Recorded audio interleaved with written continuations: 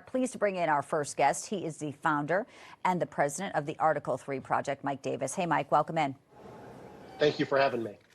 Always great to see you. Okay, clearly probably the most important election of America in recent, memory that we can remember. One of the greatest, if not the greatest comeback of all times in political history. But yet, here's the headline over at Politico. Trump dodged the law.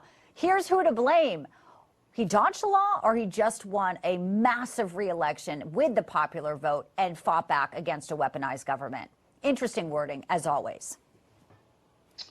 Yeah, I think that the American people saw the so-called evidence by these Democrats, prosecutors in the Biden-Harris Justice Department, along with in New York City, in Atlanta, in Arizona, and the American people delivered their verdict on Tuesday, and they put President Trump back in the White House instead of the Democrats' plan to put President Trump in Rikers Island. Yeah. Letitia James can't stop herself, had to get in front of the cameras yesterday. I just want to play a little bit of her comments yesterday and what she vows to do. We did not expect this result, but we are prepared to respond to this result. And my office has been preparing for several months because we've been here before. We faced this challenge before, and we used the rule of law to fight back.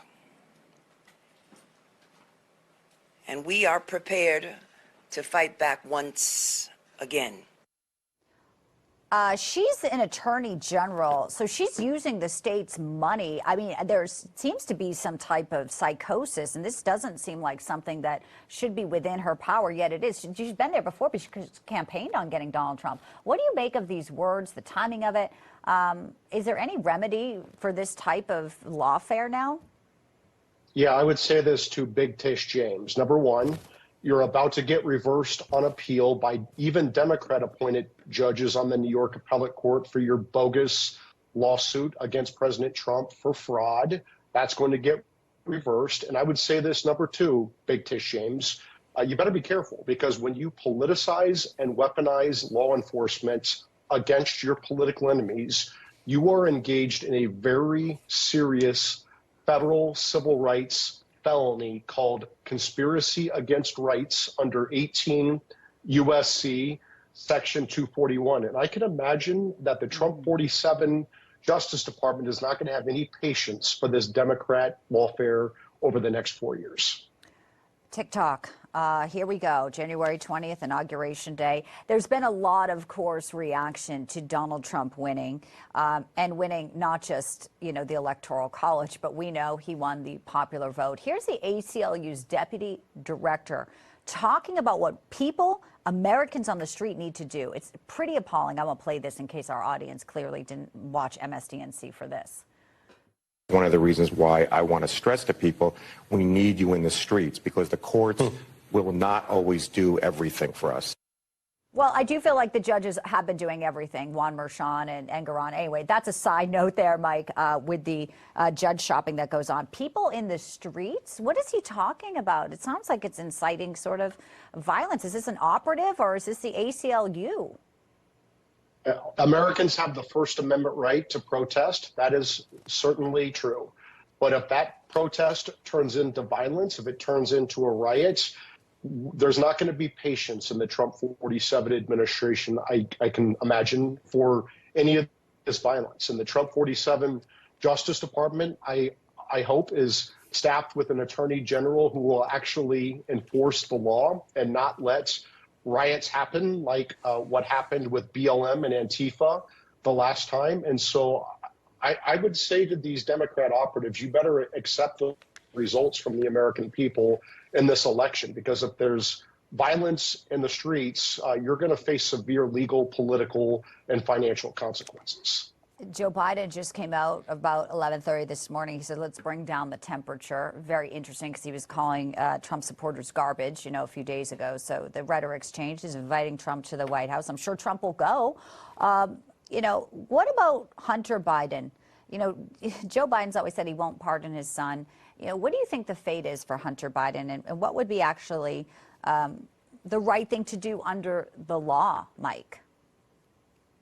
I think the right thing to do under the law is to let this case continue because nobody is above the law. I think Joe Biden said that many times to Trump and his top aides, Steve Bannon and Peter Navarro, who got sent to prison, Trump supporters on January 6th who were politically persecuted. They sent the FBI after parents outraged by gender chaos in schools and the resulting rapes in bathrooms. They sicked the Justice Department after pro-life Christians praying at abortion clinics while they give amnesty to Joe Biden and Hunter Biden, every Biden family member who's taken over $20 million from these bad foreign actors, BLM, Antifa, Hamas, trans terrorists, abortion industry activists. Nobody's above the law. You know, as we move into this next administration, and obviously there will be key cabinet picks, and part of it will be, as you mentioned, who is ever running the DOJ. But we also want to look at, you know, this sentencing that's still on the books before that for Donald Trump. Judge Juan Merchan, who refused to recuse himself, even though his daughter was fundraising for Kamala Harris and other Democrats, $96 million, I think she raised. And then there's also Judge Engoron. So we have these sort of outstanding civil and, you know, the Merchan thing with the sentencing. Does that go forward? David Schoen just joined us in the last hour saying that you can't have a president running the country distracted by these things. But I don't know, Judge Juan Merchan, does he have the ultimate power on whether or not the sentencing goes forward, Mike? Judge Juan Merchan, this Democrat operative who donated to Biden, whose daughter, Lauren Merchan, is raising money off of this criminal prosecution, unprecedented criminal prosecution over which her father's presiding, had to recuse. Look, I will say this. He has an off-ramp on November 12th. He can follow what the Supreme Court ordered him to do, which is he took evidence subject to presidential immunity. Judge Merchan admitted this evidence over Trump's objection. That is clearly a reversible error. Judge Merchan should declare a mistrial on November 12th, and this case should go away. If Judge Merchan proceeds to sentencing on November 26th and thinks that he's going to sentence the president-elect to prison, to Rikers Island, on November 26th, the American people will not tolerate that. That will cause severe disruption to our country, and I hope that Judge Merchan is not that stupid. November the 12th, that's next Tuesday, Mike. We'll be watching that. I have about 30 seconds, so quick, but where does Jack Smith go after all of this?